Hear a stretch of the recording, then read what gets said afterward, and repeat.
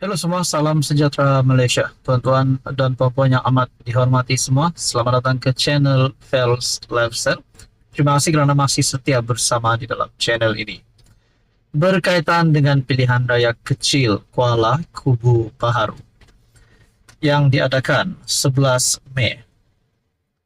Sudah pasti yang menjadi tumpuan adalah calon daripada Pakatan Harapan ataupun calon DAP daripada Kerajaan Perpaduan dan juga calon daripada Perikatan Nasional iaitu Bersatu. Ada yang kata DAP akan mengekalkan kemenangan di Dun Kuala Kubu Baharu. Ada yang kata Kerajaan Perpaduan pasti akan menang.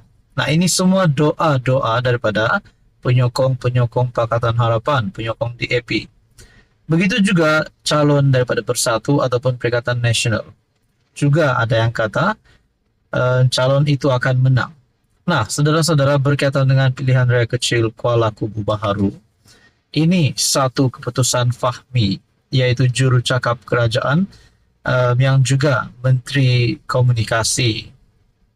Menurut Fahmi Fadzil, Perikatan Nasional main sentimen kaum ibarat senjata makan tuan.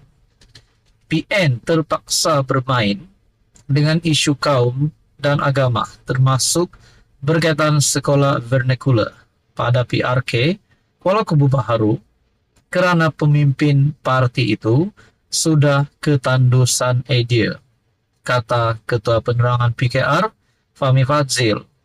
Justeru Fahmi yang juga Menteri Komunikasi meminta jentera PN bagi pilihan raya kecil Kuala Kubu Baharu itu supaya menghentikan bermain dengan sentimen perkauman, kerana ia ibarat senjata makan tuan. Berapa ramai pimpinan PAS hantar anak mereka ke sekolah Cina? Malah saya difahamkan cucu Hadi Awang, Presiden PAS Tan Sri Abdul Hadi Awang, dihantar ke sekolah Cina, katanya kepada media selepas merasmikan pejabat PH Putrajaya di Prezin 11 semalam.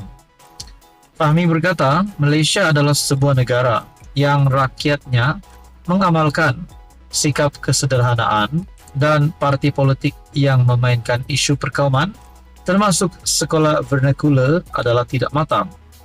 Menurut Fahmi, ketika ini dalam situasi panic mode kerana walaupun sudah masuk hari kelima kempen pilihan raya kecil Kuala Kubu Baharu, pemimpin utama PAS didakwa masih memboikot PN.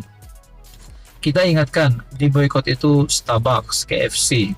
Rupanya calon PN pun kena boikot, katanya. Nah, pendedahan daripada Fahmi Fadzil ketika ini dalam situasi panic mode, kerana walaupun sudah masuk hari kelima kempen, pemimpin utama PAS didakwa masih memboikot PN. Rupanya calon PN pun kena boikot menurut Fahmi Fadzil. Sebelum ini, Ketua Penerangan PAS Ahmad Fadli Syari mempolitikkan latar belakang pendidikan calon PH yang mewakili Kerajaan Perpaduan, yaitu Pang Sok Tau. Sementara itu, Fahmi berkata, PM Datuk Seri Anwar Ibrahim boleh turun kempen pada PRK KKB pada bila-bila masa. Beliau berkata, dakwaan pembangkang kononnya Anwar memboikot PRK KKB adalah tidak masuk akal, kerana PM sendiri yang tanda tangan watika pelantikan calon PH dan turun ke KKB dengan MB Selangor Datuk Seri Amiruddin Syari dalam program Jamuan Raya pada 26 April. Perdana Menteri boleh turun bila-bila masa, katanya. Pada PRK berkenaan, PANG ditentang oleh 3 pencabarnya, iaitu Khairul Azhari, Perikatan Nasional, Hafizah Zainuddin, Parti Rakyat Malaysia, dan Nyau Keshin Bebas. PRK itu diadakan susulan kematian penyandangnya, Lee Ki Hyong 58, pada 21 Mac lepas. SPR menetapkan 11 Mei sebagai hari mengundi, manakala pengundian awal pada 7 Mei. Nah, saudara-saudara, berkaitan dengan isu ini, apa komen Anda?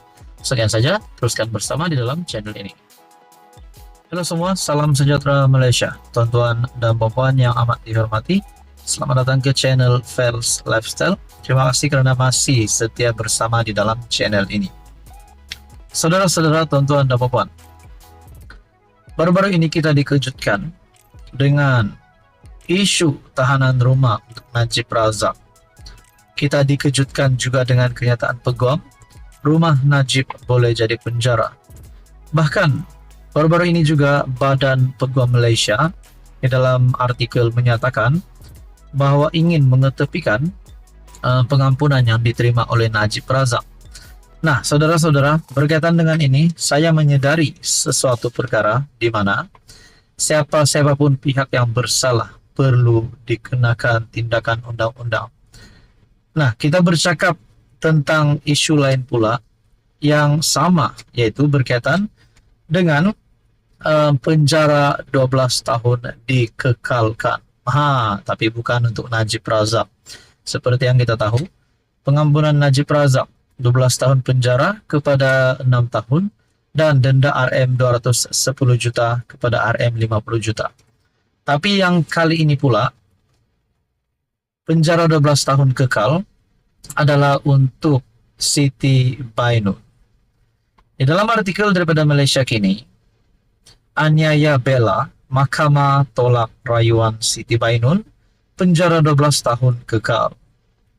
Mahkamah Tinggi hari ini bertarikh 2 Mei mengekalkan sabitan dan hukuman penjara 12 tahun terhadap pengasas rumah bonda Siti Bainun Razali kerana mengabai serta menganiaya seorang remaja perempuan sindrom Down dikenali sebagai Bella. Hakim Datuk Norin Badarudin membuat keputusan itu selepas menolak rayuan Siti Bainun 32 untuk mengetepikan sabitan dan hukuman yang diputuskan oleh Mahkamah Session di KL pada Mei 2023. Mahkamah mendapati tiada sebab untuk mahkamah ini mengusik dapatan Hakim Mahkamah Session. Oleh itu, sabitan dan hukuman perayu Siti Bainun adalah selamat dan dikekalkan. Rayuan perayu ditolak, kata Hakim. Pada 3 Mei 2023, Hakim Mahkamah Session Izralizam Sanusi menjatuhkan hukuman penjara 12 tahun terhadap Siti Bainun selepas mendapati dia bersalah atas 2 pertuduhan, mengabai dan menganiaya Bella 13 dan memerintahkannya menjalani hukuman penjara itu serta-merta selepas menolak permohonannya untuk menangguhkan hukuman. Wanita itu kemudian dihantar ke penjara Kajang untuk menjalani hukuman penjara. Nah, saudara-saudara yang dirahmati, apa komen Anda berkaitan dengan isu ini? Sekian saja, teruskan bersama di dalam channel ini untuk info yang seterusnya.